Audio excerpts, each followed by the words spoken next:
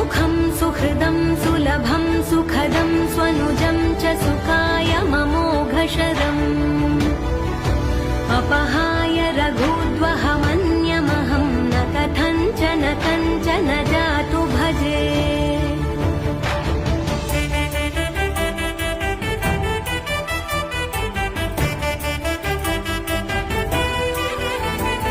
विना वेङ्कटेशं ननाथो ननाथः सदा वेङ्कटेशं स्मरामि स्मरामि।